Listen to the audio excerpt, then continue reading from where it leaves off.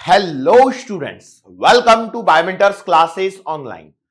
So today we are going to discuss numericals from the chapter scalars and vectors. ये हमारा पहला chapter है crash course के अंदर में, जहां पर हम लोग स्केलर्स एंड वेक्टर्स से बात कर रहे हैं। थियरी लेक्चर आपका कंप्लीट हो चुका है, ये वाला न्यूमेरिकल लेक्चर है। हालांकि मैं जानता हूं आप में से आप लोग एक्सपेक्ट कर रहे होंगे कि जावेद सर एमसीक्यू लेंगे, लेकिन later on we decided to conduct the same theory lecture and same numerical lecture. मतलब यदि मैं थियरी लेक्चर ले रहा हूं तो मैं ही न्यूमेरिकल का भी आपका लेक्चर कंडक्ट करूं, इस तरह से हमने यहां पर डिसाइड किया। तो कुछ चेंजेस यहां पर हुए और कोई दिक्कत नहीं है। तो लेट अस स्टार्ट। अब देखो, हो सकता है कि मैं इसमें 10 एमसीक्यू कराऊं या 15 एमसीक्यू कराऊं, whatever it be the number of MCQs, but main content आपका थियरी में कवर किया गया है। इसके बाद में ये आपको एक एमसीक्यू लेक्चर जो दिया जा रहा है वो एक आपको एक एड ऑन एंड एडवांटेज रहेगा, जिसका फायदा आपको जरूर मिलेगा। And the second thing is that कि जब आप ये लेक्चर्स देख लें, है ना, लेक्चर देखने से पहले एक बार आप नोट्स को जरूर देखें बेटा। नोट्स को देखने के साथ में आपको थोड़ा सा आइडिया मिल जाएगा और क्विकली रिवाइज भी आपका चैप्टर हो जाएगा। Then after it solve the DPS. ठीक है, डीपीएस को सॉल्व करना ना भूलें, इस बात को ध्यान रखें। ठीक है, इस बात को ध्यान रखें एकदम से। अब क्रैश कोर्स स्टार्ट हो रहा है। जिन बच्चों की कुछ भी प्रिपरेशन नहीं हुई है, यकीन मानिए यदि आप क्रैश कोर्स को सिंसियरली कर लेते हैं तब भी आप इजीली 150 प्लस स्कोर फिजिक्स में स्कोर कर सकते हैं out of 180। I am talking about 150 out of 180 because we know that कि सिलेबस जो क्रैश कोर्स का लेक्चर ड्यूरेशन है वो काफी लंबा है और इसमें मतलब मेजॉरिटी ऑफ द टॉपिक जो है चैप्टर का वो यहां पर कवर किया जा रहा है। हो सकता है एक आधा पॉइंट आपको कवर ना किया जा रहा हो जो मेन लेक्चर से थोड़ा सा हटके हो, लेकिन कहीं ना कहीं इस बात को ध्यान रखें कि सिलेबस पूरा कंप्लीट होगा। बस आपको प्रैक्टिस करनी है हमारे साथ में। जैसे हम डीपीएस दे रहे हैं तो डीपीएस में हो सकता है 30 क्वेश्चन हो, 45 क्वेश्चन हो, 50 क्वेश्चन हो, 90 question, whatever be the number of question, you just need to solve it. आपको सिर्फ और सिर्फ प्रैक्टिस पर फोकस करना है। यकीन मानिए यदि आप हमारे साथ में जुड़े रहते हैं तो आपके सिलेक्शन को कोई नहीं रोक सकता है। जो भी अभी तक आपने गलतियां की उन सारी गलतियों को पानी मारिए, छोड़ दीजिए जो गलती हो गई जो हो गई, लेकिन यहां पर एक नए जोश के साथ में, नए एम के साथ में और नए उत्साह के साथ में आपको जुड़ जाना है। क्योंकि देखो एक बात समझिए, मैं आपसे बहुत ज्यादा बातें नहीं करता हूं, लेकिन आप कभी भी आप देखिए जब मैं कुछ नया शुरू कर रहा होता हूं तब जरूर आपसे बातें कर रहा होता हूं, या बीच में कुछ दिन निकल जाने के पश्चात में बातें करता हूं, लेकिन मेजॉरिटी ऑफ द टाइम में आपसे बातें नहीं करता हूं। क्योंकि हम we at Biomentors don't believe in these things कि मैं आपके सामने नच के दिखाऊं, गा के दिखाऊं और उससे आपका मनोरंजन करूं। Because you are here to study, we are here to study. हम लोग यहां पर एक एम को लेकर आए हैं, हम लोगों का एक विजन है, हमारा एक उद्देश्य है, आपका और हमारा एक कॉमन गोल है, और वो कॉमन गोल है इस नीट 2022 के एग्जाम को क्रैक करना और इसमें हमें सफलता हासिल करनी है। सो इस सफलता को प्राप्त करने के लिए कहीं ना कहीं आपको अपनी ओर से इनपुट देना होगा।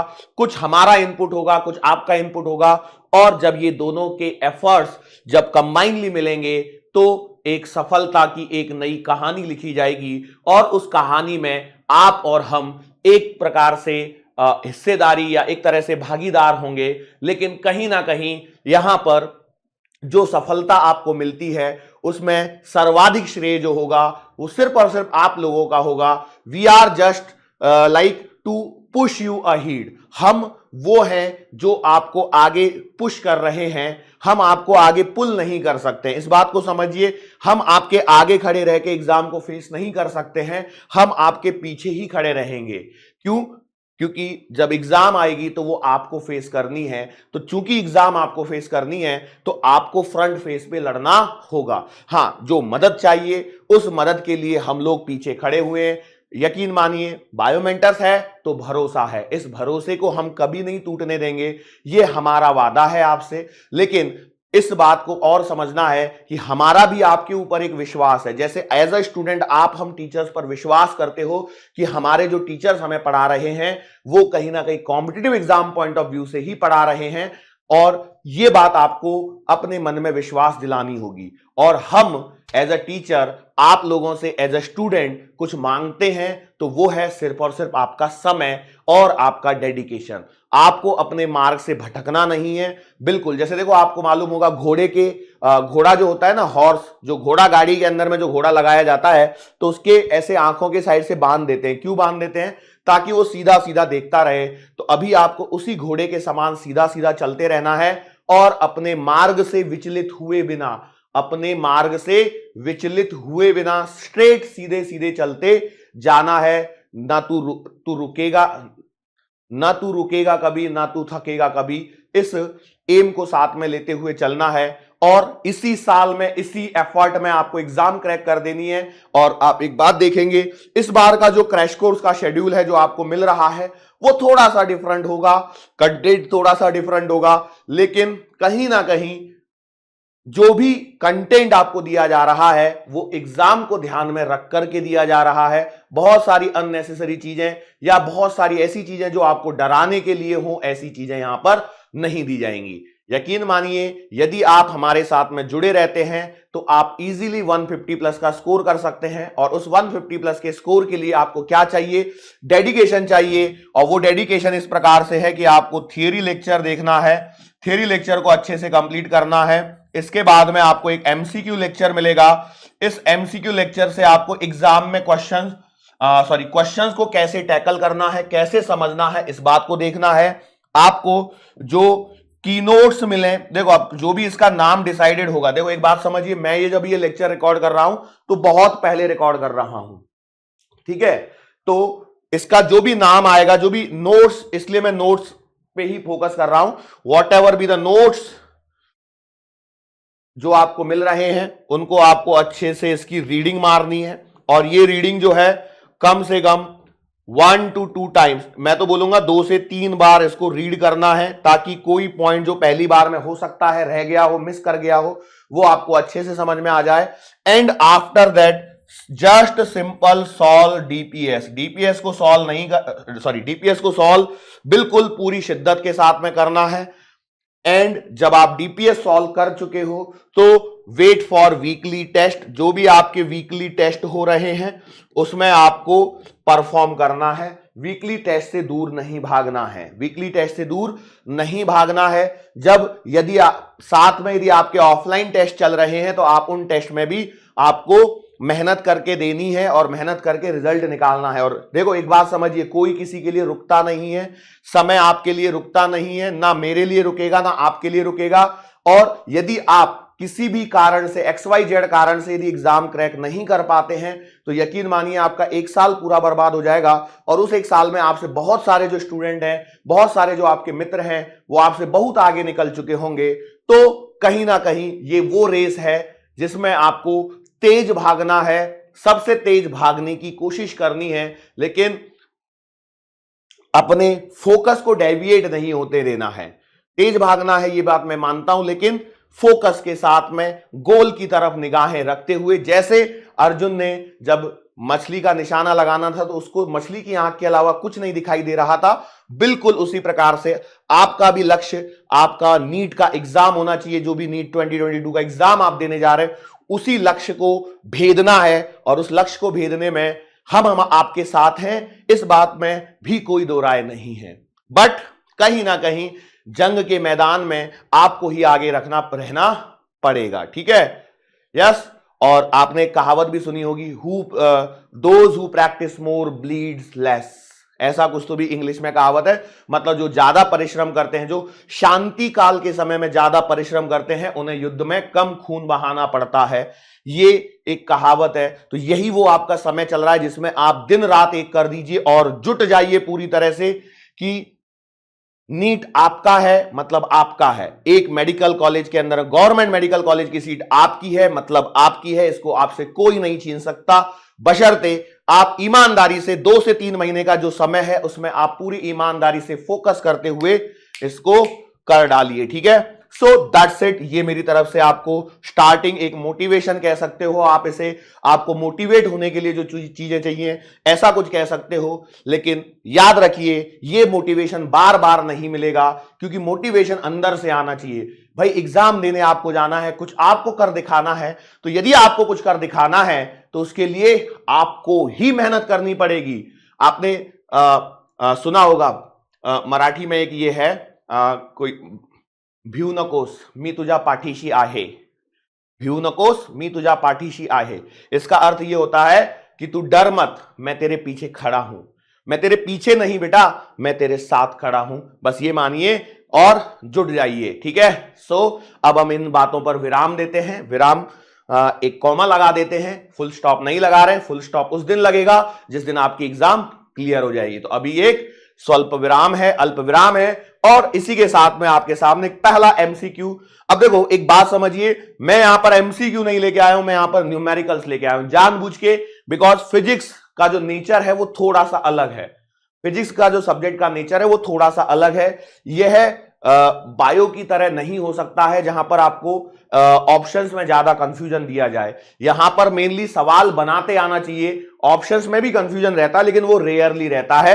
मतलब 50 क्वेश्चन जब आप नीट में दो, 45 क्वेश्चन नीट के पेपर में आ रहे हैं फिजिक्स में, तो 45 में से हार्डली 2 या 4 सवाल ऐसे होंगे जिसमें ऑप्शंस की वजह से आपको कंफ्यूजन होगा, लेकिन मेजॉरिटी ऑफ द क्वेश्चंस आपके डायरेक्टली सॉल्व हो जाते हैं। तो सवाल को अच्छे से रीड करना है। और एक बात समझिए, एमसीक्यू लेक्चर को देखने से पहले, एमसीक्यू लेक्चर को देखने से पहले एक बार थियरी लेक्चर को देख लेना है।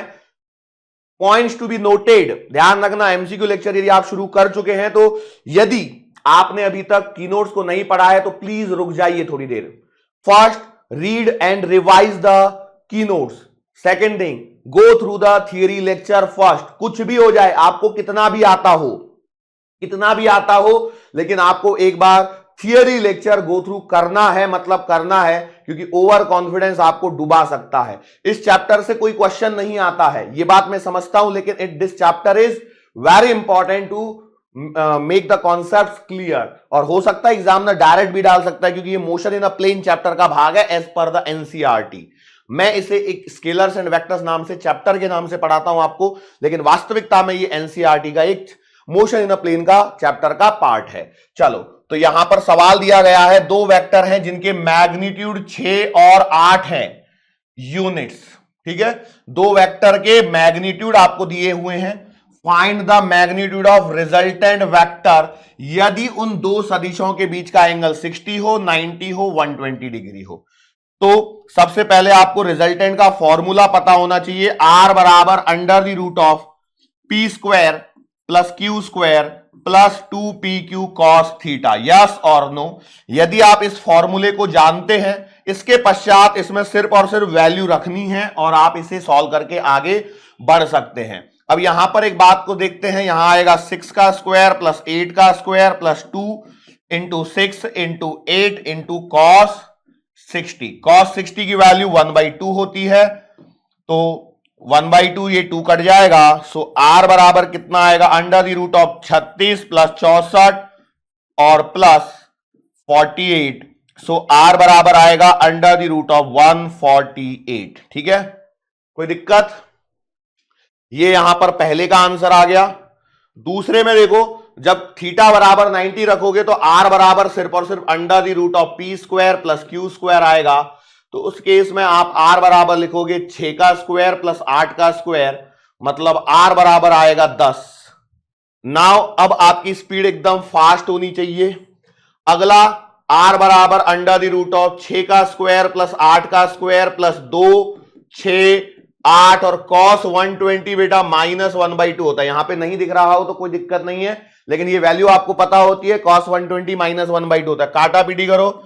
सो आर बराबर आएगा अंडर रूट 6 छंग 36 64 और माइनस 2 से 2 कटेगा 48।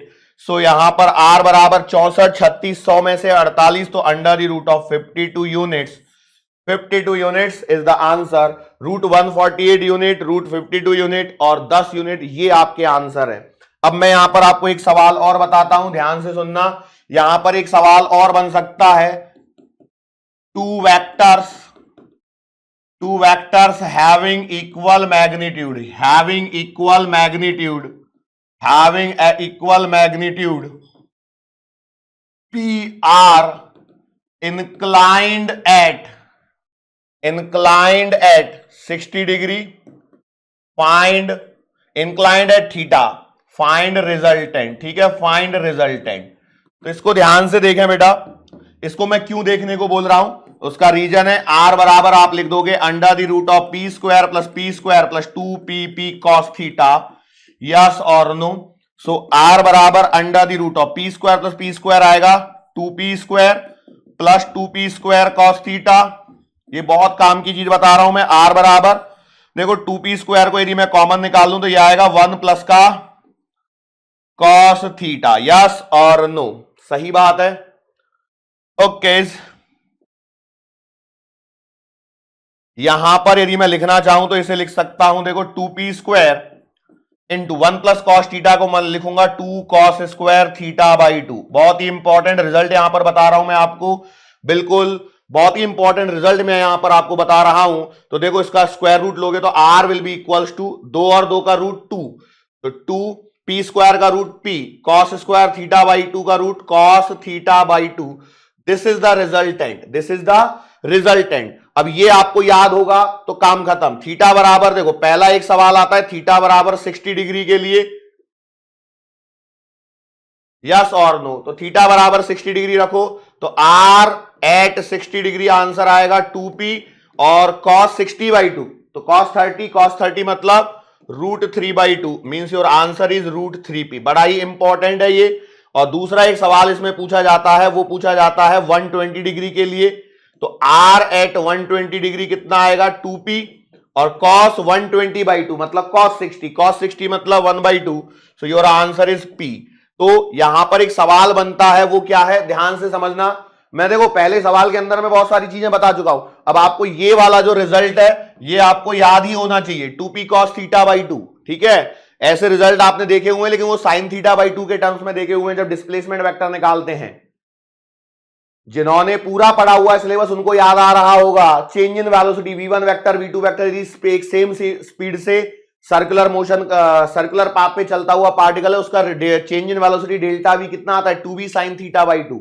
ये रिजल्ट आपको याद भी होगा लेकिन यहां ध्यान रखना ये कितना आता है 2p cos थीटा बाई 2 आता है. गड़बड़ी मत कर देना, ये स्टैंडर्ड सवाल है. यहां पर यदि दो इक्वल मैग्नीट्यूड वाले फोर्सेस हो सकते हैं, वेक्टर्स हो सकते हैं, 60 डिग्री पर इंक्लाइन हो तो उनका resultant root 3 times magnitude of the vector, और 180 डिग्री पर हो तो रिजल्टेंट उतना ही आता है. ठीक है, ये दो बड़े ही इंपॉर्टेंट पॉइंट मैंने यहां पर कवर किए हैं.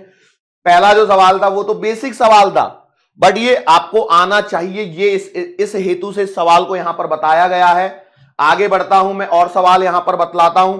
देखो एक बात को समझना है, इस सवालों का जो पैटर्न है, किस किस वैरायटी के सवाल मैक्सिमम हो सकते हैं वो मैं यहां पर मैक्सिमम कवर कराने की कोशिश करूंगा. लेकिन इसका अर्थ यह कतई नहीं है कि पूरा कवर हो जाएगा. Crash course is something like which is been oriented as per the exam. ठीक है, चलो. सो यहां पर क्या है, two vectors acting through a point are in the ratio 3:5. If the angle between them is 160 degree and 160 degree तो नहीं होना चाहिए यहां पर एंगल, या तो 60 डिग्री होना चाहिए या फिर 120 डिग्री होना चाहिए. तो मैं मानता हूं कि इसको 60 डिग्री कर लेता हूं. ठीक है, and the magnitude of their resultant is 35. Find the magnitude of two vectors. ठीक है, ऐसे टाइप के सवाल. तो जब कभी भी आपको सवालों में वेक्टर का रेशियो दिया हो मैग्नीट्यूड का, तो हम क्या करते हैं, P बराबर मान लो कि ये 3x है और Q बराबर मान लो 5x है. ऐसे फायदा क्या हो जाएगा, रेशियो भी बन जाएगा और आपको परेशानी भी नहीं होगी. ठीक है, अब सवाल क्या बोल रहा है, सवाल बोल रहा है कि वो जो दो वेक्टर है उनके बीच का एंगल कितना है 60 डिग्री और रिजल्टेंट कितना है 35 डिग्री. तो आप तो R का फॉर्मूला यही लगाओगे under the root of P square plus Q square plus 2pq cos theta. Put the value, solve it. R कितना दिया गया है 35 बराबर under the root of P की जगह क्या रखूंगा मैं 3x.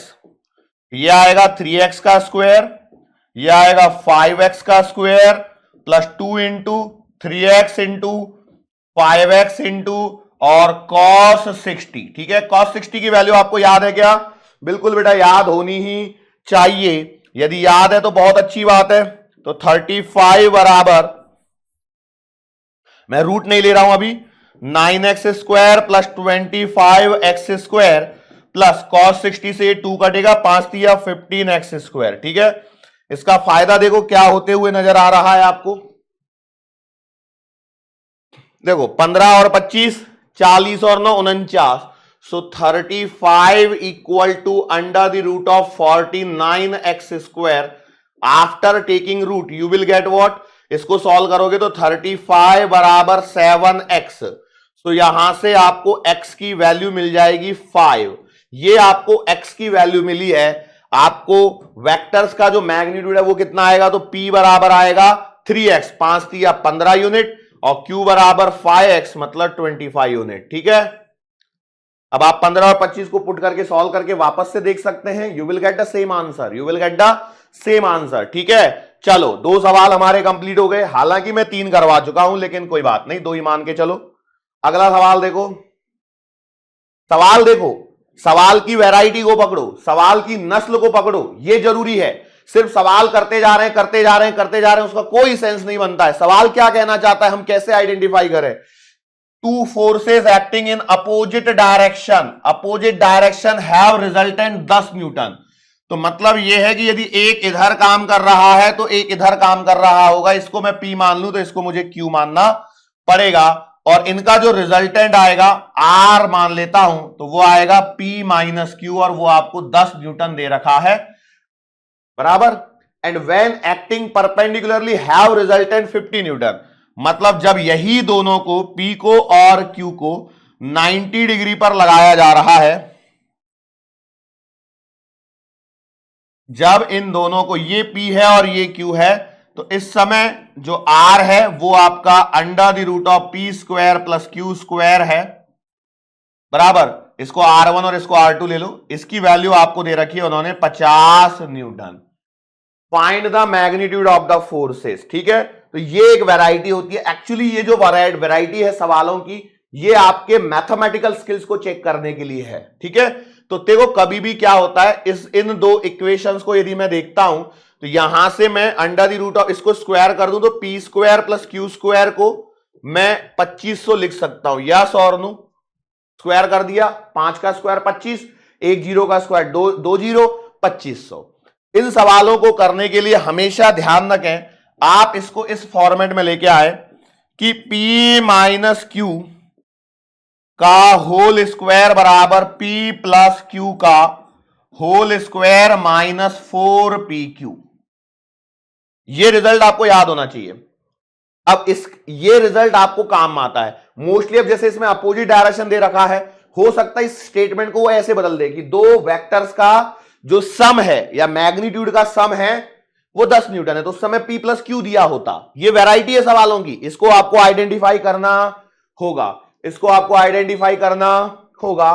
तो ये एक वैरायटी हो गई। अब यहां पर देखो P माइनस Q तो आपको अवेलेबल है, ये आ जाएगा 10 का स्क्वायर, ये वाला अवेलेबल नहीं है। तो इससे फायदा क्या होता है, अभी फायदा समझाता हूं। माइनस 4PQ, अच्छा ये भी नहीं है यहां पर। अब कैस तो कोई दिक्कत नहीं है ना, मैं यहां पर ऐसा कर सकता हूं, देखो क्या कर सकता हूं। ओके डायरेक्टली, अच्छा ये वाला तो डायरेक्टली हो जाएगा, इसमें कोई ज्यादा परेशानी नहीं होगी। वो क्यों हो जाएगा समझो, मैं यहां से काम कर देता हूं, पता है क्या, कि P बराबर लिख सकता हूं 10 प्लस का Q, लिख सकता हूं क्या, P बराबर 10 प्लस Q, सीधा वैल्यू डाल दो इसमें, इसको करने की जरूरत नहीं है। बट हां ये आपको आना चाहिए, क्योंकि ये जो वैरायटी आती है इसमें क्या होता है, P और Q की वैल्यू दे रखी होती है, P इंटू Q दिया रहता है। अब ये मैथमेटिकल स्किल्स हैं जो आपके स्ट्रॉन्ग है तो आप तुरंत पकड़ लोगे कि कौन सी वैरायटी का सवाल है। Right now I am teaching you the ways questions can be asked. अभी तो मैं वो तरीके बता रहा हूं कैसे कैसे तरीके से सवाल पूछा जा सकता है और आपको कौन सा यूज करना होता है। हो सकता है ये सब आगे चल के आपको इस पे एक सवाल मिले। तो अभी तो ये सिंपल वैरायटी है, तो इसमें आप P की जगह रख दीजिए, तो ये आ जाएगा 10 प्लस Q का होल स्क्वायर प्लस का Q स्क्वायर बराबर 2500। फायदा क्या हो गया, इसको सॉल्व कर लेते हैं, ये आएगा 100 प्लस का 20q प्लस का q स्क्वायर प्लस का q स्क्वायर बराबर 2500। जरा देखते हैं, देखो 2q स्क्वायर प्लस का 20q बराबर 2400। क्यों हो गया? यहां से इधर जाएगा 100 सब्ट्रैक्ट हो जाएगा, यहां से 100 इधर जाएगा सब्ट्रैक्ट हो जाएगा। अब आपको इसको क्या करना है, 2 से डिवाइड कर दीजिए। इक्वेशन क्या बन रही है, देखो इक्वेशन बन रही है q स्क्वायर प्लस का 10q बराबर 1200। इसको इधर लेके आ गए, q स्क्वायर प्लस का 10q माइनस 1200 बराबर 0। अब यहां पर आपको देखना है कि कौन सी इक्वेशन से मैं इसको सॉल्व कर सकता हूं। इसमें सॉल्व करने का तरीका, ये 8वीं 9वीं 10वीं क्लास में ये इक्वेशन सिखाई जाती है बेटा, इनको सॉल्व करने का तरीके वाली। तो इन दोनों का प्रोडक्ट माइनस 1200 आना चाहिए। ऐसे दो नंबर में इसको तोड़ना है, इसको ऐसे दो नंबर में तोड़ना है कि एडिशन 10q आए और मल्टीप्लीकेशन माइनस 1200q आए। तो मैं एक नंबर लेता हूं, आपको बताता हूं 40 और 30, 4 तिया 12। ये लिखा जा सकता है q स्क्वायर प्लस का 40q माइनस 30q बराबर है माइनस 1200 बराबर 0। देखो 40 इंटू 30 माइनस 1200 और प्लस करोगे तो इतना ही आएगा। q यहां से कॉमन, तो ये आएगा q प्लस का 40 माइनस 30 कॉमन, q प्लस का 40 बराबर 0। तो यहां से देखो q प्लस 40 कॉमन आ जाएगा, तो q माइनस 30 बराबर 0। तो q का आंसर यहां से 30 आएगा, क्योंकि मैग्नीट्यूड को आप नेगेटिव नहीं लोगे, मैग्नीट्यूड को नेगेटिव नहीं लोगे। तो चूंकि q आपका 30 आ चुका है, तो p आपका कितना आएगा, देखो p क्या है 10 प्लस का q, तो 10 प्लस का 30 मतलब p आएगा आपके पास में 40। तो P और Q दो आ गए।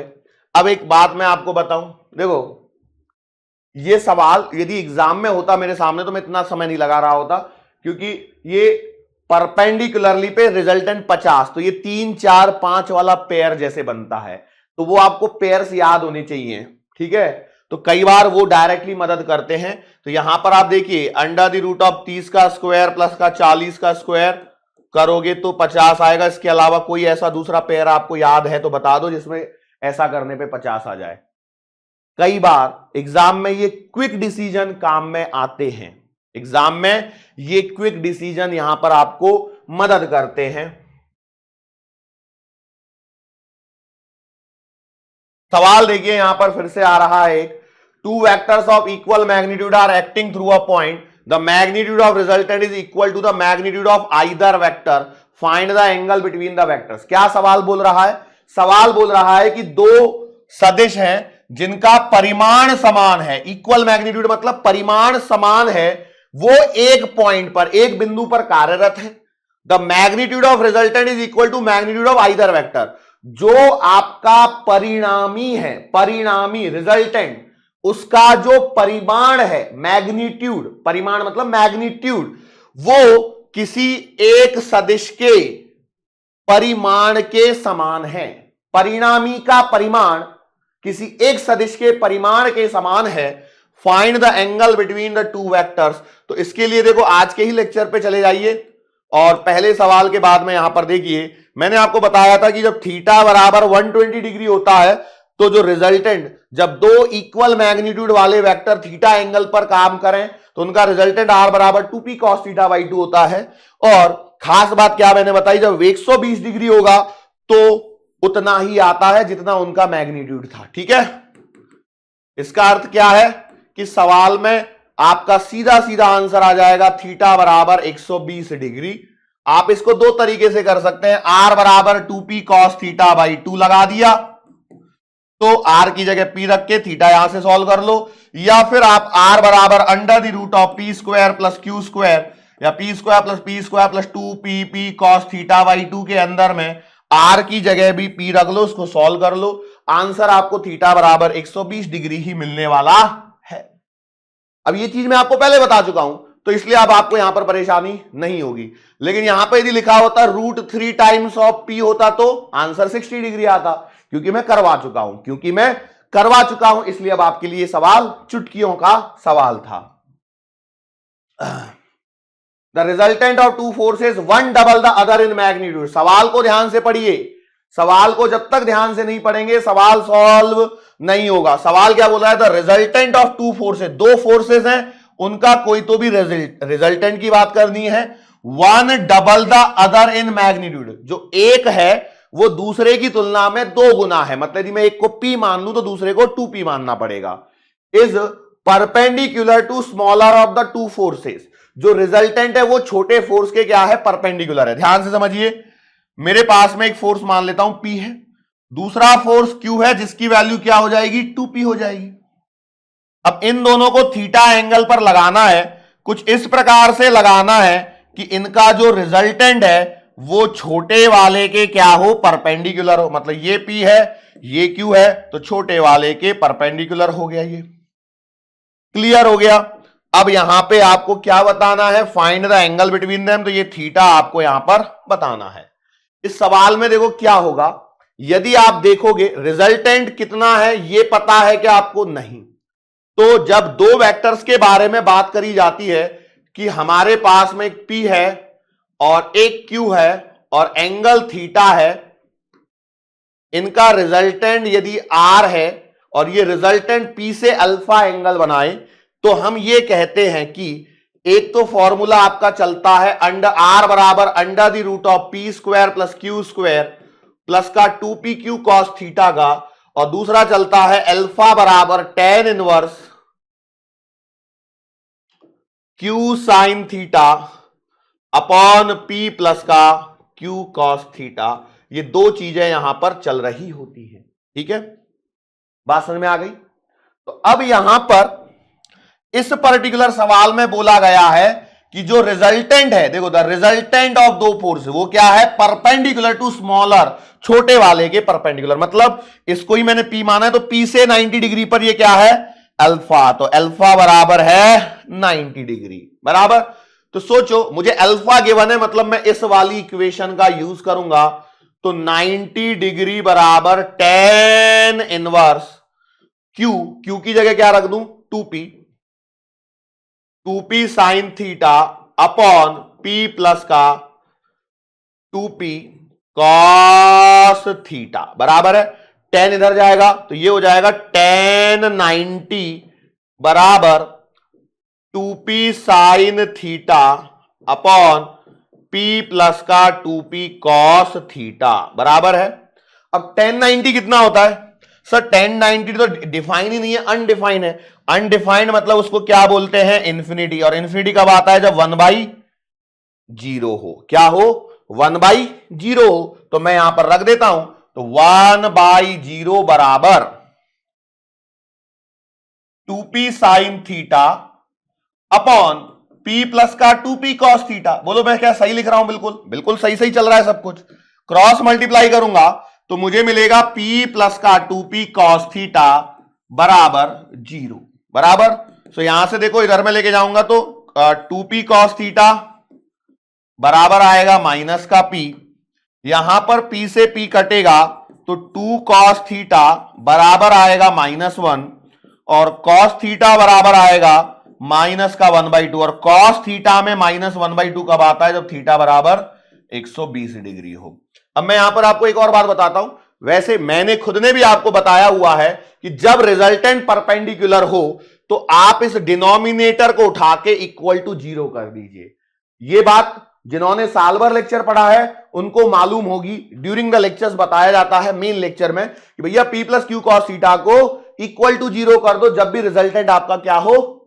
परपेंडिकुलर टू P हो। तो ये बात यहां पर आकर के आप देख पा रहे होंगे, यही बात निकल के सामने आती है, कोई नई बात क्रिएट नहीं होती है। मैं उम्मीद करता हूं कि ये बात आपको यहां पर फिर से एक बार समझ में आई होगी। दूसरा इंपॉर्टेंट जो पॉइंट है यहां पर वो ये है कि cos थीटा बराबर -1/2, तो थीटा बराबर 120 डिग्री होता है। cos 120 की वैल्यू याद ही रखनी है, -1/2 बहुत बार काम आती है। ऐसे आप में से कई लोगों को याद आ रहा होगा, सर कौन कौन से याद रखें? एक और याद रखना है, tan 37 बेटा 3/4 होता है। चूंकि tan 37 3/4 है तो आप यहां से sin 37 डिग्री की वैल्यू निकाल सकते हैं 3/5 और cos 37 की वैल्यू निकाल सकते हैं 4/5। दूसरा tan 53 डिग्री, ये क्या आएगा, ये आएगा 4/3।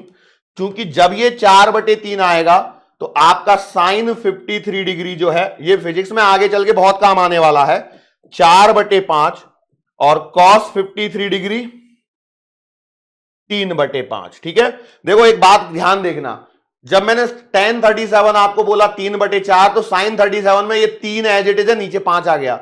cos 37 में 4 एज इट इज है, नीचे 5 आ गया। tan 53 में उसी प्रकार से दिया गया है। ठीक है, मैं उम्मीद करता हूं कि ये चीजें आपको यहां पर याद आ रही होंगी। सवाल देखो फिर से, अगला एक और सवाल है। देखो मैं आपको फिर से कह रहा हूं, हो सकता है मैं 10 ही सवाल कवर करा पाऊं, लेकिन इस चैप्टर में ऐसी कोई बहुत बड़ी वैरायटी नहीं है, ये सारी चीजें आपको आनी चाहिए। The resultant of two forces 3p and 2p is r। जो दो बल दिए गए हैं, एक का मैग्नीट्यूड है 3p, एक का 2p है। आपने पहले भी तो एक सवाल किया 3x और 5x, जो रेशियो 3 और 5 था, यहां पे 3 और 2 है। If the first force is doubled then the resultant is also double. ध्यान रखना, ऐसी एक वैरायटी बनती है जहां पर फोर्सेस को किसी एक को डबल किया जाता है वगैरह वगैरह, तो उससे रिलेटेड रिजल्टेंट में चेंज आता है। तो find the angle between them.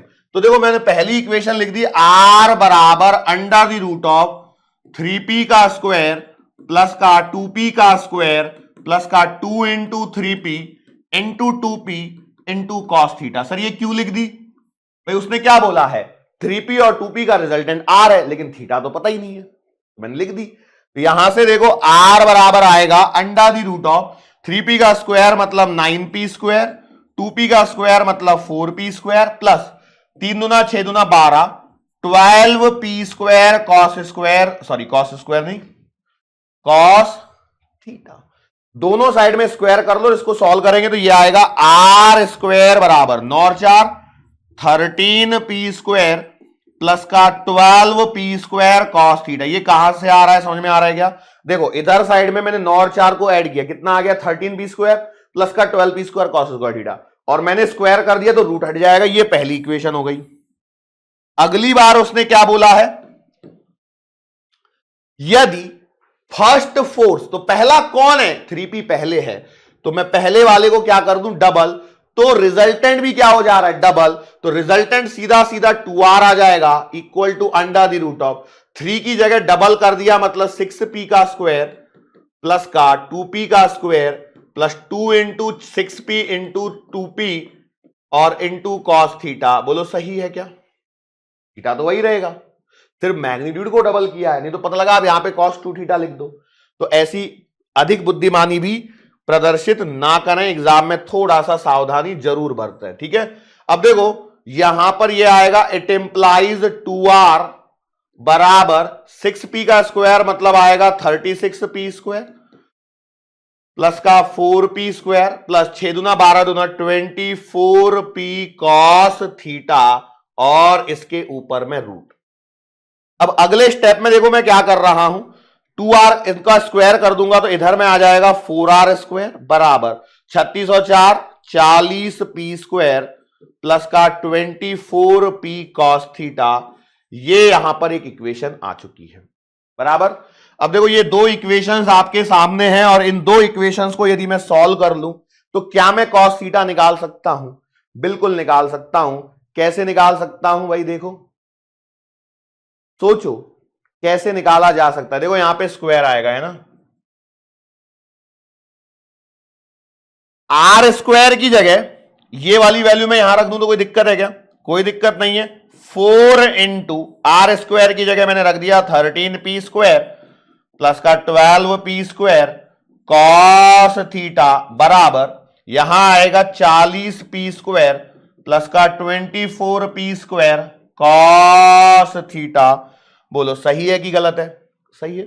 अब यहां पर एक खास बात देखो, पी स्क्वायर यहां से कॉमन आएगा, यहां पे भी पी स्क्वायर कट जाएगा, सिर्फ नंबर बच गए। अब सॉल्व कर लो, 13 दूना 26 13 39 13 चौक 52 प्लस का 12 दूना 24 12 36 बरचौक 48 कॉस थीटा बराबर 40 प्लस का 24 कॉस थीटा। अब देखो यहां पे खास बात, यदि मैं 40 को इधर लेके आऊं तो कितना बचेगा 12 और 48 को इधर लेके जाऊं तो -24 cos थीटा बराबर अगेन -1/2 आएगा और cos थीटा -1/2 आएगा, मतलब थीटा बराबर आपका अगेन 120 डिग्री यहां पर आते हुए नजर आ जाएगा। मैं उम्मीद करता हूं यहां से आगे आप खुद से सॉल्व कर सकते हैं। मैंने यहां पे लाके रख दिया है, cos थीटा की वैल्यू आएगी -1/2 और cos थीटा -1/2 आएगा, मतलब आपका थीटा 120 डिग्री ही आएगा। देखो हो सकता है मैं कई बार जोश जोश में बोलते बोलते फ्रेम में से बाहर निकल जाता हूं। एक्चुअली भले ही मैं बोर्ड के सामने यहां पे खड़ा रहा हूं, ठीक है, ये बोर्ड के सामने खड़ा हूं, अभी भी मैं ऑलरेडी आधा बाहर हूं, लेकिन आप देखेंगे तो यहां से मैं मैच कर रहा हूं। मैं थोड़ा सा ऐसे चलते हुए आ जाता हूं तो मैं फ्रेम से गायब हो सकता हूं, थोड़ा आड़ा खड़ा हो जाता हूं तो भी फ्रेम से बाहर निकल जाते हैं, तो वो ठीक है, कोई बात नहीं है, उससे डरने वरने की कोई जरूरत थोड़ी है कि भाई कि कैसे होगा और क्या करेंगे करके। ठीक है, सवाल मैंने आपको समझा दिया है, आप चाहें इसको सॉल्व कर लीजिए एंड गेट द आंसर। अगला सवाल यहां पर एक और आ चुका है। देखो सवालों की वैरायटी, जो मैग्नीट्यूड वाले सवाल बनते हैं उनपे सारी वैरायटी, इसके बाद में रिजल्टेंट के बाद में देखो ये वेक्टर एडिशन पे वैरायटी है, उसके बाद में क्या है डॉट प्रोडक्ट क्रॉस प्रोडक्ट के एक एक दो दो सवाल और दिखाते हैं आपको क्या बनते हैं, उनको कराएंगे और खत्म करेंगे। The sum of the magnitude of the two forces acting at a point is 18। आ गया वैसा ही सवाल, सम ऑफ मैग्नीट्यूड मतलब क्या है, यदि मेरा एक फोर्स P है दूसरा Q है तो उनका जो सम है P प्लस का Q आपका 18 है। ये बहुत स्टैंडर्ड सवाल है, एग्जामिनर जब नया सवाल देना चाहेगा तो इसकी जगह वैल्यू बदलने की कोशिश करेगा, लेकिन मैं आपको बता दूं ऐसे पूरी आप लोग सबकी बुक में, जिन जिन के पास में कोई बुक है एक्स्ट्रा, उनकी सबकी बुक में ये सवाल मिलेगा। And the magnitude of their resultant is 12। Magnitude of resultant मतलब R की वैल्यू 12 है, resultant is 90 degree with the force of smaller magnitude. जो रिजल्टेंट है वो 90 डिग्री पर है, मतलब अल्फा बराबर 90 डिग्री है with the force of smaller magnitude. What are the magnitude of the forces, ये यहां पर सवाल की परिभाषा है।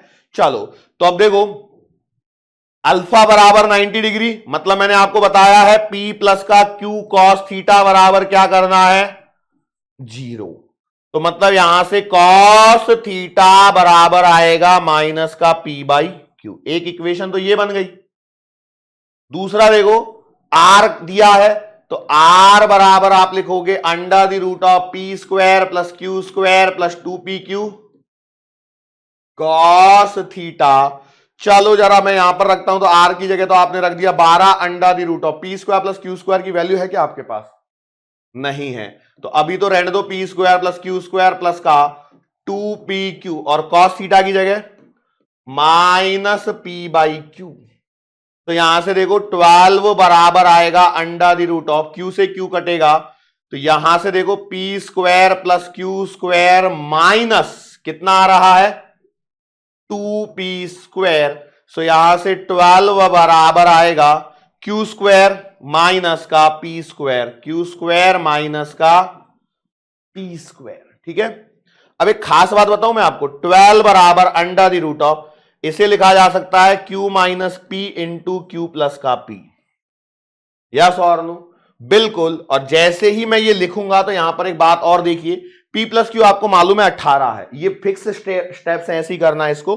तो यहां पर 18 लिखोगे और स्क्वायर कर दीजिए तो आपको मिलेगा 12 12 144 बराबर Q माइनस का P इंटू 18, सॉरी हाँ 18। ठीक है, मैंने क्या किया है देखो यहां स्क्वायर किया है तो 12 का स्क्वायर 144, ये रूट कट जाएगा Q माइनस P और P प्लस Q की जगह 18, 18 का डिवाइड करो तो यहां पे Q माइनस P बराबर आएगा कितना 18 9 9 8 8 नाम 8 64 8 चौक 8 64 ना, हाँ तो Q माइनस P कितना आ रहा है 8 आ रहा है, 18 180, हाँ बिल्कुल। तो Q माइनस P जो है वो आपके पास में 8 आ रहा है। अब आपके पास में दो इक्वेशन है, कौन कौन सी, P प्लस Q बराबर 18 और Q माइनस P बराबर 8, तो दोनों को ऐड कर दूं तो कितना आ जाएगा 2Q बराबर 26, तो Q बराबर आ गया 13 और Q बराबर 13 है तो P बराबर आएगा 5। देख लो देख लो, 5 आ गया है, 13 आ गया है और 18 भी आ चुका है। सो Q बराबर आपके पास में 13 यहां पर आ चुका है। ठीक है, याद रहेगा क्या, P आपने छोटा वाला माना है हमारे हिसाब से, ठीक है, यस और नो। चलो सो ये एक सवाल था यहां पर। हाँ, a vector, A vector is given as this.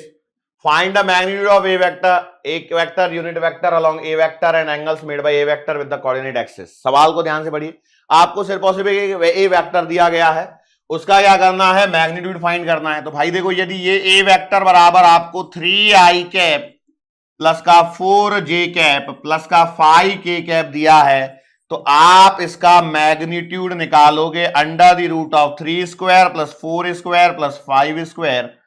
सो आपके पास में मॉड ऑफ ए वेक्टर आ जाएगा under the root of 9 plus का 16 प्लस का 25, कितना आएगा, 25 25 50 अंडर द रूट ऑफ 50। तो मॉड ऑफ ए वेक्टर आपको मिल जाएगा 5√2, 25 इंटू 2 तो 5√2 आपको इसका मैग्नीट्यूड मिल जाएगा।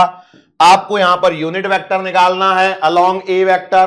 तो देखो, unit vector along A vector को लिखा जाएगा ए कैप, जिसका फॉर्मूला होगा A vector upon mod of A vector. मतलब आप लिखोगे 3i कैप प्लस का 4j कैप प्लस का 5k cap upon mod of A cap, मतलब 5√2। तो ओवरऑल देखो, इसके अंदर में 3 सवाल हैं। ऑल्सो क्या है, and angles made by A vector with the coordinate axis.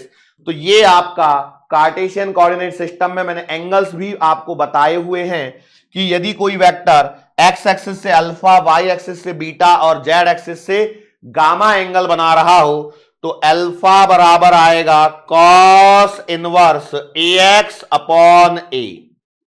इसका मतलब समझ में आ रहा है भाई, मैंने कॉस अल्फा बराबर बताया था ax upon a, cos beta बराबर बताया था ay अपॉन a। मतलब जो मैग्नीट्यूड है वो निकालो और इनकी वैल्यू को डिवाइड करो, तो यहां आएगा कॉस इनवर्स ax कितना है 3 अपॉन 5√2, बीटा बराबर आएगा cos inverse ay upon a। ay का मतलब क्या है, जे कैप वाला कोऑर्डिनेट, तो आंसर आएगा कॉस इनवर्स 4 डिवाइडेड बाई 5√2 और गामा बराबर आएगा cos inverse az upon a।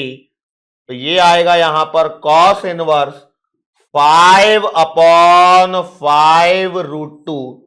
तो 5 से 5 कैंसल, कॉस इनवर्स 1/√2 और 1/√2 की वैल्यू कॉस इनवर्स मतलब कितना आएगा 45 डिग्री। कितना आएगा बेटा 45 डिग्री, या फिर आप इसे π/4 भी लिख सकते हो। एक सवाल के अंदर में 3 सवाल हैं वास्तविकता में, यही वैल्यू होती हैं। हालांकि यदि मैं आपसे बात करूं, इसमें और भी वैरायटी के सवाल बनते हैं, जैसे A vector plus B vector का मॉड बराबर A vector minus B vector का मॉड है, तो थीटा बताओ कितना डिग्री होगा। Likewise questions can be asked to you. ठीक है, अगला सवाल यहां पर मैं आपको दिखाता हूं। Find a vector in the direction of A B vector where, यहां ए है, ए 1 2 3 और बी 2 3 5 है, गिवन पॉइंट्स। ध्यान रखना, ए बी वेक्टर मतलब आपको मैंने लिखना सिखाया है O B vector minus O A vector, final position minus initial position. तो आप इसे लिखोगे सीधा लिख दूं क्या, देखो ए पॉइंट दिया है आपको कितना 1, 2, 3, तो it implies O A vector, A का पोजीशन वेक्टर आएगा 1i cap plus 2j cap plus का 3k कैप, और बी जो पॉइंट है इसके कोऑर्डिनेट्स आपको दिए गए हैं 2, 3, 5, तो आपको ओ बी वेक्टर जो मिलेगा वो मिलेगा 2i कैप प्लस का 3j कैप प्लस का 5k कैप, और आपको ए बी वेक्टर चाहिए, मतलब क्या है final position vector minus initial position vector. सीधा सब्ट्रैक्ट कर दीजिए, ये आएगा i कैप प्लस का j कैप प्लस का 2k कैप। आपको लग रहा होगा बड़ा ही आसान सा सवाल है, लेकिन ये इनकी जरूरत पड़ती है बेटा, ये जो चैप्टर है ना स्केलर्स एंड वेक्टर्स की, जरूरत पड़ती है हमको अलग अलग चैप्टर्स में। ये चैप्टर है ही नहीं, ये बेस है, बेसिक कॉन्सेप्ट है जिसको आपको यहां पर सीख के लेना है, ताकि आपकी यहां पर कोई गलती की गुंजाइश ना हो। ठीक है, अब लेकिन यहां पर क्या ये सवाल है? ये सवाल ही नहीं है। सवाल को ध्यान से पढ़ो। यदि सवाल में यहां पर पूछा होता था फाइंड द वेक्टर, ये वर्ड नहीं लिखा होता। यहां पे सवाल में है फाइंड अ यूनिट वेक्टर। ध्यान रखना, मैंने इसको मिटाया है अभी। यहां पर मैंने सवाल को यहां पर मिटाया है। देखो, यदि सवाल ये होता कि find the vector in the direction of A B vector where A और बी ये हैं, लेकिन सवाल वो है ही नहीं। फाइंड क्या था? सवाल है यहां पे यूनिट वेक्टर का। तो यूनिट वेक्टर क्या लिखेंगे? तो भाई देखो, ए बी कैप बराबर आएगा A B vector upon mod of A B vector. तो भैया mod of A B vector निकालना जरा यहां पर। तो mod of A B vector का मॉड कितना आएगा? 1 square plus 1 square plus 2 square, 4 5 6 under the root of 6। Root 6 से डिवाइड कर दो, you will get the answer. क्या मैं डिवाइड करके भी बताऊं आपको? चलो भाई बता देता हूं। तो A B cap I cap plus का जे कैप प्लस का 2k कैप अपॉन रूट 6, ये इस पर्टिकुलर सवाल का आंसर आएगा। ये इस पर्टिकुलर सवाल का क्या आएगा? आंसर आएगा। मैं उम्मीद करता हूं कि आप इसको समझ पाए होंगे। मैं उम्मीद करता हूं कि आप इसको यहां पर अच्छे से समझ पाए होंगे। Find a vector in the direction of the vector 2i cap minus J cap plus का 4k cap which has magnitude 4 units, which has magnitude 4 unit. तो भाई देखो, अब आपको सवाल को समझना पड़ेगा। थोड़ी सी लैंग्वेज है और कुछ नहीं है। देखो, एक तो देखो find a vector in the direction of the vector, इस वेक्टर की डायरेक्शन में, डायरेक्शन तो इसी वेक्टर के अलोंग होनी चाहिए, लेकिन उसका मैग्नीट्यूड कितना होना चाहिए? 4 यूनिट। सोचो, यदि मेरे पास में इस वेक्टर की डायरेक्शन में एक यूनिट वेक्टर मिल जाए और उससे यदि मैं 4 का मल्टीप्लाई कर दूं, तो जो कंडीशन बोल रहा है वो हो जाएगी क्या? सोचना और बोलना। एक आपको वेक्टर चाहिए जो जिसकी direction 2i cap minus J cap plus का 4k कैप के बराबर होनी चाहिए और उसका मैग्नीट्यूड 4 यूनिट होना चाहिए। तो भाई सिंपल सी बात, मैंने जो सोची वही कर देता हूं। पहले तो इस डायरेक्शन में यूनिट वेक्टर निकाल देता हूं और फिर 4 से मल्टीप्लाई कर देता हूं। तो भैया यूनिट वेक्टर निकालते हैं यहां पर, तो कितना आएगा? Vector upon mod of vector. तो वेक्टर तो है 2i cap minus J cap plus का 4k कैप अपॉन इसका मॉड, मतलब under the root of 2 square plus 1 square plus का 4 स्क्वायर। तो ये आएगा 2i cap minus J cap plus का 4k कैप अपॉन 4 का स्क्वायर 16 और 4 20 और 1 21, तो अंडर द रूट ऑफ 21। लेकिन आपको ये चाहिए क्या? नहीं, आपको तो देखो, ये जो वेक्टर है इसका मैग्नीट्यूड 1 है, लेकिन आपको इसकी डायरेक्शन तो उसी डायरेक्शन में है, लेकिन आपको ऐसा वेक्टर चाहिए जिसका मैग्नीट्यूड 4 हो। तो आप क्या कर दो, 4 से मल्टीप्लाई कर दो, तो जो आपका आंसर आएगा वो आएगा कितना? 8i cap minus 4j cap plus का 16k कैप। मैंने 4 से मल्टीप्लाई किया है अपॉन रूट 21, या आप इसे लिख सकते हो 8 by root 21 I cap minus 4 by root 21 J cap plus का 16 बाई रूट 21 के कैप। हो सकता है ऐसे फॉर्म में आंसर दिए हों, कोई जरूरी नहीं है कि मैं जो बोल रहा हूं वैसे ही आंसर के फॉर्मेट होंगे, लेकिन हो सकता है मैं ये कहने की कोशिश कर रहा हूं। यस और नो? श्योर है? क्लियर है? कोई दिक्कत होगी क्या? कोई दिक्कत यहां पर नहीं होनी चाहिए। और सवाल कुछ बचे होंगे? यस। ए वेक्टर दिया है, बी वेक्टर दिया है, find the unit vector in the direction of this. सवाल को पढ़िए। देखो, आपको एक ए वेक्टर दिया है, दूसरा बी वेक्टर दिया है और आपको एक यूनिट वेक्टर निकालना है। कौन सी दिशा में? इस दिशा में। तो पहले तो आप 2a वेक्टर निकालो, तो 2a वेक्टर आएगा 2i कैप प्लस का 4j कैप प्लस का 6k कैप, बराबर है क्या? देखो क्या करना है उसको समझना है आपको कुछ नहीं करना है, आपको 2 से मल्टीप्लाई करना है, तभी तो 2a वेक्टर बनेगा। अच्छा बी वेक्टर तो आपका सीधा सीधा गिवन है, कितना है 2i कैप प्लस का 3j कैप प्लस का k कैप। ओके, फिर आपको क्या करना है 2a वेक्टर प्लस का b वेक्टर, तो आपने निकाल दिया 2a वेक्टर प्लस का b वेक्टर, मतलब दोनों को ऐड कर दो, ये आएगा 4i कैप प्लस का 7j कैप प्लस का 7k कैप। अब इस दिशा में आपको चाहिए क्या यूनिट वेक्टर, तो यूनिट वेक्टर निकालने के लिए क्या करूं, इसका इस वेक्टर में इसके मैग्नीट्यूड से डिवाइड कर दो, तो जो आंसर आएगा वो आएगा 4i कैप प्लस का 7j कैप प्लस का 7k cap whole divided by under the root of 4 square 7 square 7 square. ठीक है,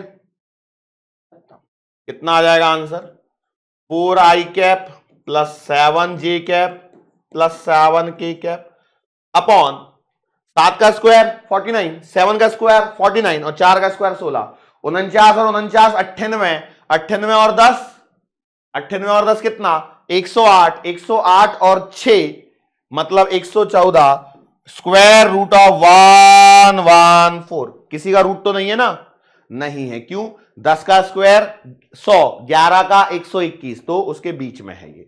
सो दैट्स द आंसर, खत्म। इतना सही सवाल है। कई बार ऐसा हो सकता है कि ऐसे ही छोटे छोटे से सवाल होंगे, बट मोस्टली इनकी जरूरत पड़ती है बेटा एग्जाम में। कभी इतना भी हो सकता है सवाल पूछ ले, हो सकता है नहीं पूछे, तो डिपेंड करता है। यहां पर सवाल को देखिए, देखो क्या सवाल दिया गया है, डॉट प्रोडक्ट से रिलेटेड अब यहां पर सवाल आने लग गए हैं। ठीक है, मैग्नीट्यूड वाले सवाल कर लिए पहले, डॉट प्रोडक्ट आ गए, इसके बाद क्रॉस प्रोडक्ट और खत्म। ए वेक्टर बी वेक्टर, दो वेक्टर कुछ इस प्रकार से दिए हैं कि ए वेक्टर का मैग्नीट्यूड 4 है, बी वेक्टर कितना है, और A vector dot B vector -1 है, तो एंगल बताना है। तो देखो हम जानते हैं A vector dot B vector क्या होता है, mod of A vector mod of B vector और कॉस थीटा बराबर, यहां उसने क्लियरली लिख के दिया है ये चीज। ए वेक्टर डॉट बी वेक्टर की जगह तो मैं लिख दिया -1 बराबर, मॉड ऑफ ए की जगह लिख दिया मैंने 4, इसकी जगह लिख दिया 1/2 और इसकी जगह मैं लिख दिया कॉस थीटा। ध्यान रखना मैं सिर्फ मैग्नीट्यूड में बात कर रहा हूं, इसलिए मैं क्रॉस लगा रहा हूं यहां पे मैंने कुछ नहीं लिखा है। चलो सो यहां से देखेंगे तो 2 ने मारा 2 को, भाई 2 ने मारा 4 को 2 बार, तो ये इधर आ जाएगा, तो कॉस थीटा आ गया अगेन कितना -1/2, मतलब थीटा बराबर आ गया कितना 120 डिग्री। यस और नो। सो ये वैरायटी मैंने आपको बार बार बोला, कॉस थीटा बराबर -1/2 फिजिक्स में बहुत जगह काम आता है। तो इस एंगल को परफेक्टली आपको ध्यान में रखना होगा। चलो ये सवाल देखो, ए वेक्टर दिया गया है, बी वेक्टर दिया गया और A vector cross B vector बराबर 0 है।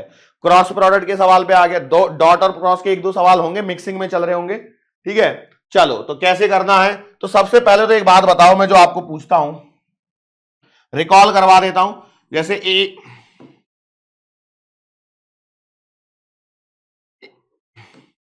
ए वेक्टर बराबर यदि आपके पास में a1 i कैप प्लस का a2 j कैप प्लस का a3 k कैप हो, और बी वेक्टर बराबर आपके पास में b1 i कैप प्लस का b2 j कैप प्लस का b3 k कैप हो, तो आपका ए वेक्टर क्रॉस बी वेक्टर जो लिखा जाएगा वो लिखा जाएगा i कैप j कैप और k कैप। फिर ए पहले लिखा है तो ये आएगा a1, ये आएगा a2, ये आएगा a3, ये आएगा b1, ये आएगा b2, ये आएगा b3। ठीक है, अब एज पर द क्वेश्चन उसने बोला है कि ये क्या है 0 है, ये क्या है 0 है, तो इसको 0 के बराबर तक लेकर के जाना है, इसको 0 के बराबर तक लेकर के जाना है। तो चलो 0 के बराबर लेकर के चलते हैं।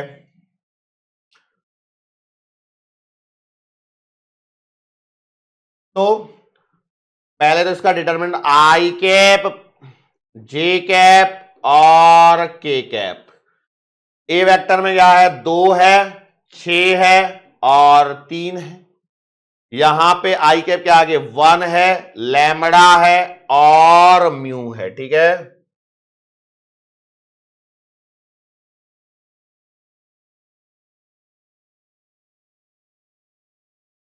चलो इसको सॉल्व करेंगे तो क्या आएगा, आई कैप 6 चौका 24 minus 3 lambda minus J cap 2 mu minus 3 plus का के कैप 2 लैम्बडा माइनस 6 बराबर 0। यस और नो, सही बात है क्या? जरा देखो और बताओ, क्या मेरे पास में कुछ कुछ ऐसे ही ऑप्शंस यहां पर मिल रहे हैं या नहीं मिल रहे हैं? तो आप बोलोगे मिल तो रहे हैं, यस और नो, बिल्कुल सही बात यहां पर चल रही है। ठीक है, चलो तो अब इसको सॉल्व कर लेते हैं। तो देखो, as per the condition A vector cross B vector zero है, मतलब सब जीरो होना चाहिए। सब क्या होना चाहिए? जीरो होना चाहिए। यहां पर जैसे मैं इसको सॉल्व करूंगा तो देखो, यदि ए वेक्टर क्रॉस बी वेक्टर बराबर जीरो है, मतलब आई कैप का कोफिशिएंट भी जीरो, जे कैप का भी जीरो, के कैप का भी जीरो। जैसे आई कैप का कोफिशिएंट है 24 माइनस का 3 लैम्बडा बराबर जीरो, तो आपने लिख दिया 24 माइनस का 3 लैम्बडा बराबर जीरो, तो यहां से लैम्बडा बराबर 8 आ जाएगा, 8 24 बराबर। फिर इधर जाओ, जे कैप का ले लोगे तो 2 म्यू माइनस का 3 बराबर जीरो, 2 म्यू माइनस का 3 बराबर जीरो, तो यहां से म्यू बराबर आ जाएगा 3/2 या 1.5, और के कैप का आएगा तो 2 लैम्बडा माइनस का 6, तो 2 लैम्बडा माइनस का 6 बराबर जीरो, तो लैम्बडा बराबर, लैम्बडा की दो अलग अलग वैल्यू क्यों आ रही है भाई? सबसे सेम आना चाहिए था। कुछ गलती किया है क्या मैंने? Let me check it out, कोई बात नहीं, हो जाता है। मैंने आई को छिपाया, जे को 6, ओके सॉरी बेटा, यहां पहले स्टेप में गलती हो गई है। 6 म्यू माइनस 3 लैम्बडा, मैं एक बार पूरे को ही चेक कर लेता हूं भाई। 6 mu minus 3 lambda minus J cap को छिपाया 2 म्यू माइनस का 3, के कैप को छिपाया 2 लैम्बडा माइनस का 6, तो यहां से आपको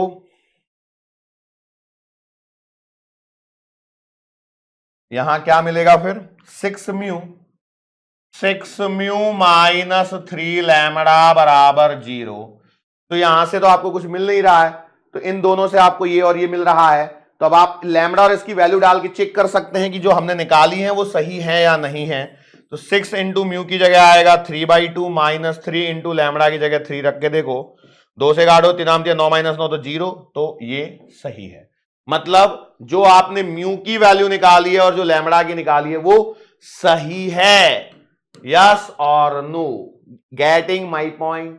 तो ये तो एक में म्यू और लैम्बडा की वैल्यू आ गई, हो सकता है वो यहां कुछ और आई के आगे और कुछ लिख दे, अब मैंने तो लिखा नहीं है यहां पर, लेकिन हो सकता है हो यहां पर, यहां अल्फा डाल दे तो क्या दिक्कत है भाई, यहां अल्फा आ जाएगा, फिर और थोड़ी सी कॉम्प्लिकेटेड सिचुएशन बन जाएगी। Situation will be quite complicated, लेकिन एग्जामिनर आपको इतना कॉम्प्लिकेटेड नहीं देगा, क्योंकि इतना समय नहीं होता एग्जाम में कि आप इन सारी वैल्यूज को यहां पर निकाल के सॉल्व कर पाओ। ठीक है, चलो थोड़ा सा आगे बढ़ता हूं। For a unit vector perpendicular to each one of the vectors A vector बराबर एंड बी वेक्टर, देखो यहां पे सवाल देखो क्या दे रहा है, लैंग्वेज देखो, एक आपको यूनिट वेक्टर फाइंड करना है जो परपेंडिकुलर है, इस वेक्टर के भी परपेंडिकुलर है और इस वेक्टर के भी परपेंडिकुलर। दोनों वेक्टर के परपेंडिकुलर कैसे निकालें भाई? दोनों वेक्टर के परपेंडिकुलर कैसे निकालें? दिमाग लगाओ। यदि आपको याद आ रहा हो तो सी वेक्टर बराबर होता है ए वेक्टर क्रॉस बी वेक्टर, और ये जो सी वेक्टर है वो ए के भी परपेंडिकुलर होता है और बी के भी परपेंडिकुलर होता है। सी वेक्टर निकाल के उसका यूनिट वेक्टर निकाल लो, बिल्कुल सही है। तो आप लिख दीजिए सी वेक्टर बराबर कितना आएगा, आई कैप जे कैप के कैप।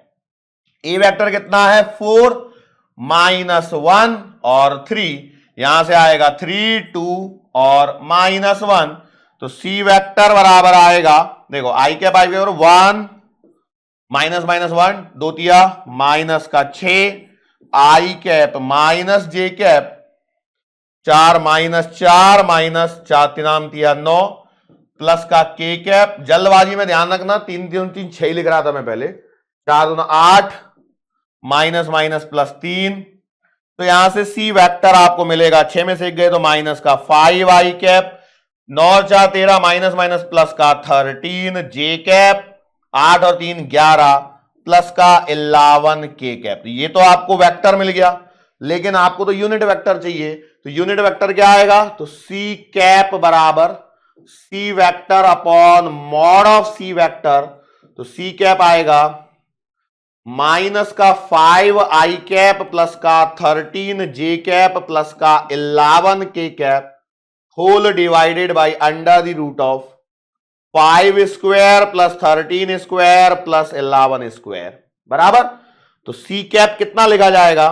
माइनस का 5 आई कैप प्लस का 13 जे कैप प्लस का 11 K cap upon under the root of, देखो 11 11 121 में काम कर लेता हूं, एडिशन मार देता हूं अगले पेज पे। देखो 11 का स्क्वायर 121, 13 का स्क्वायर 169, 5 का स्क्वायर 25, सबका एडिशन करना है। 9 और 1 10 और 5 15, 1 6 तो 8 और 10 और 1 10 और 1 11, 1 हासिल 1 1 2 और 1 3 315। क्या 315 का रूट आपको पता है? Do you know the square root of 315? नहीं। तो आपका जो आंसर आएगा सीधा सीधा आ जाएगा सी कैप बराबर माइनस था कि प्लस था, क्या था ये? Minus 5 I cap minus 5 I cap plus 13 J cap plus 11 K cap upon square root of 315। ठीक है, सवाल कंप्लीटेड है। देखो ये बेसिक सा सवाल था। अब ये यहां पर जिसको क्लिक कर गया, दो वेक्टर के परपेंडिकुलर यूनिट वेक्टर में कैसे निकाल लूं? क्योंकि कई लोग तो तब सोच रहे होंगे जब ये सवाल आया था कि देखो सर ने तो ये वाला सवाल बतलाया था 2a vector plus b vector के डायरेक्शन वाला, अब लेकिन इसके परपेंडिकुलर निकालना है। अरे ये सर कैसे होगा? तो भैया दो वेक्टर के परपेंडिकुलर होने की एक कंडीशन और आपको याद होनी चाहिए, वो क्या है? डॉट प्रोडक्ट जीरो होता है। डॉट प्रोडक्ट जीरो होता है। देखो फिर से एक ऐसी ही वैरायटी का सवाल यहां पर मिल रहा है।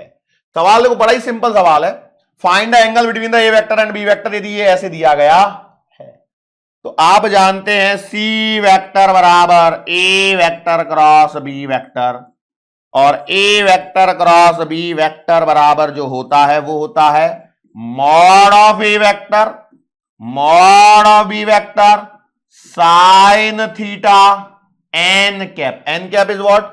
N cap is the unit vector perpendicular to both the vector. अब यहां पर सवाल में कहानी आपको फंसती हुई नजर आ रही है क्या? तो नहीं। तो देखो A vector cross B vector की जगह आप ये रख दो, तो आपने रख दिया 2 आई कैप प्लस का 6 जे कैप प्लस का 3 के कैप। ऐसे रख के सवाल हो जाएगा क्या? सोचो क्या मैं ऐसा कर सकता हूं? ये देखो मॉड ऑफ ए वेक्टर की वैल्यू मालूम है, मॉड ऑफ बी वेक्टर की वैल्यू मालूम है। तो एक्चुअली में आपको यहां से क्या है ना, इसका मैग्नीट्यूड पहले निकालना पड़ेगा और इसका यूनिट वेक्टर यहां पर निकालना पड़ेगा, अदरवाइज आपका काम यहां पर नहीं हो पाएगा। यस और नो? तो मैं क्या करूं? तो ए वेक्टर क्रॉस बी वेक्टर तो आपको ये दिया गया है, तो एक काम करो, mod of A vector cross mod of B vector में निकाल लेता हूं। तो ये आएगा under the root of 2 square plus 6 square plus 3 square, 4 6 छंग 36 और 4 40 और 9 49, मतलब आ गया 7। अब जरा यहां पर थोड़ा सा बुद्धिमानी का परिचय दो, इसको यहां ले आओ। तो आप लिख सकते हो mod of A vector cross of mod of B vector, sorry A vector cross B vector का मॉड बराबर आ जाएगा mod of A vector mod of B vector और साइन थीटा, क्योंकि एन का तो 1 ही है। अब आपके पास में सवाल में कुछ बचा ही नहीं है। अब आप सीधा सीधा यहां 7 लिख दीजिए, ए वेक्टर का मॉड की जगह √2 लिख दीजिए, बी वेक्टर के मॉड की जगह 7 लिख दीजिए और साइन थीटा आ जाएगा। तो यहां से आप देखिए साइन थीटा बराबर आएगा 1/√2। कैसे आया? कैसे आया? कैसे होगा बेटा? देखो 7 ने मारा 7 को, तो ये 1/√2 इधर हो जाएगा, तो साइन थीटा 1/√2 आया, मतलब थीटा बराबर आएगा 45 डिग्री। खत्म। अब यहां पर यदि आप उलझोगे तो बेमतलब के फंसे रहोगे, लेकिन थोड़ा सा कॉमन सेंस लगा के भी सवाल को किया जा सकता है। यस और नो? कोई दिक्कत होगी क्या इस सवाल में? मुझे नहीं लगता है कि कोई दिक्कत यहां पर होनी चाहिए। अब यहां पर और एक आधा सवाल बचा होगा, बचा है, 61 पे पहुंच गया, मतलब खत्म ही हो गया। ए वेक्टर का मैग्नीट्यूड दिया है, बी वेक्टर का magnitude, A vector cross B vector का भी magnitude, find A vector dot B vector. सवाल वही है। अब देखो A vector dot B vector find करना है, मतलब A B cos theta. A और बी तो पता है आपको, देखो मॉड ऑफ ए को हम ए भी लिख सकते हैं और मॉड ऑफ बी को मैं बी भी लिख सकता हूं, लेकिन थीटा की प्रॉब्लम हो रही है, तो थीटा के लिए उसने ये दिया हुआ है, तो आप लिख सकते हो ए वेक्टर क्रॉस बी वेक्टर बराबर ए बी साइन थीटा, या मैं मॉड लगा के भी लिख सकता हूं, कोई दिक्कत नहीं है। 35 बराबर √26 इंटू 7 इंटू साइन थीटा। तो यहां से देखो 7×5 = 35, तो साइन थीटा बराबर आएगा 5/√26। अब फंस गई गाड़ी, थीटा तो मिल ही नहीं रहा यहां पे पुट करने के लिए, साइन थीटा मिल रहा है। तो अब जरा यहां पर अपनी मैथमेटिकल स्किल लगाइए, साइन स्क्वायर थीटा प्लस का कॉस स्क्वायर थीटा बराबर 1। याद आ रहा है ट्रिग्नोमेट्रिक आइडेंटिटी? तो साइन स्क्वायर थीटा आएगा 25 डिवाइडेड बाई 26 प्लस का कॉस स्क्वायर थीटा बराबर 1। सो यहां से आप लिखोगे कॉस स्क्वायर थीटा बराबर 1 - 25/26। So it implies cos square theta बराबर आएगा 1/26। तो यहां से आपको कॉस थीटा फिर से कितना मिलेगा, 1/√26। क्लियर है? √1/26। लेकिन आपको क्या चाहिए, ए वेक्टर डॉट बी वेक्टर चाहिए, तो मैं इसको यहीं पे सॉल्व कर रहा हूं। तो ए वेक्टर डॉट बी वेक्टर बराबर, ए वेक्टर का मॉड है √26, बी कितना है इंटू 7, और ये है 1/√26, तो आंसर है 7। खत्म। यस और नो? कोई दिक्कत? अच्छा, इसमें एक और सवाल आपसे पूछा जा सकता है क्वेश्चन के तौर पे जो मैं बता रहा हूं, if A vector cross B vector का mod A vector dot B vector के बराबर हो तो फाइंड थीटा, थीटा आपको बताना है। ये सवाल बन सकता है, किससे करोगे? तो ये A vector cross B vector का मॉड कितना आएगा, ए बी साइन थीटा, इसका आएगा A B cos theta, theta theta cancel, तो यहां से सॉरी ए बी कैंसल, तो साइन थीटा बराबर कॉस थीटा। तो आप लिखोगे sine theta upon cos theta बराबर 1। इट इंप्लाइज टेन थीटा बराबर 1, तो थीटा बराबर आएगा 45 डिग्री। अगेन ये भी एक सवाल है यहां पर, और वो एग्जामिनर घुमाता है, मतलब कैसे घुमाता है, क्वेश्चन के तौर पे mod of A vector cross B vector बराबर √3 times mod of A vector dot B vector, find theta. ये एक सवाल यहां पर बन सकता है। हो सकता है सवाल को वो ऐसा बोल दे, question √3 times of mod of A vector cross B vector बराबर mod of A vector dot B vector, find theta. ये एक सवाल हो सकता है। सवालों की वैरायटी में बता रहा हूं, इसमें क्या सवाल और बन सकते हैं। अच्छा, मैंने इसमें आपको पैरेललोग्राम का एरिया वगैरह से रिलेटेड सवाल नहीं दिया है, लेकिन आपको फॉर्मूला याद होना चाहिए। क्रॉस प्रोडक्ट निकालो, क्रॉस प्रोडक्ट निकालना आ गया तो उसका रिजल्टेंट निकाल लो, काम खत्म हो जाएगा। ठीक है, श्योर है क्या? कोई दिक्कत तो नहीं होगी ना इसमें? इतने सारे टॉपिक जो मैं बता रहा हूं। फिर और एक फेवरेट सा सवाल होता है एग्जामिनर का, mod of A vector plus का मॉड ऑफ बी वेक्टर बराबर mod of A vector minus का बी वेक्टर, फाइंड थीटा। ये सवाल बनते हैं जिनको आपको यहां पर करना पड़ सकता है। मैं फिर से आपको एक बार और बता दूं, पहले थियरी लेक्चर को गो थ्रू करिए, उसके बाद में एमसीक्यू लेक्चर को देखिए। ठीक है, तभी आपका अच्छे से कॉन्सेप्ट क्लियर होंगे। मैंने मेजॉरिटी ऑफ द टॉपिक्स को यहां पर कवर करने की कोशिश की with the numericals also, but इतने न्यूमेरिकल मुझे लगता है सफिशिएंट है, जो आपको और भी आगे चलेंगे जब चैप्टर्स में कई जगह पर आपको काम में आएंगे। ठीक है, सो मेन जो आपको सिलेबस में एंट्री करने के लिए चाहिए था वो मैंने एंट्री गेट आपको खोल के दे दिया है। श्योर? सो बेटा पढ़ते रहिए, मेहनत करते रहिए। ठीक है, so that's it for today. आज के लिए बस इतना ही। मुलाकात फिर से होगी अपनी आने वाले अगले लेक्चर के दरमियान। सो तब तक के लिए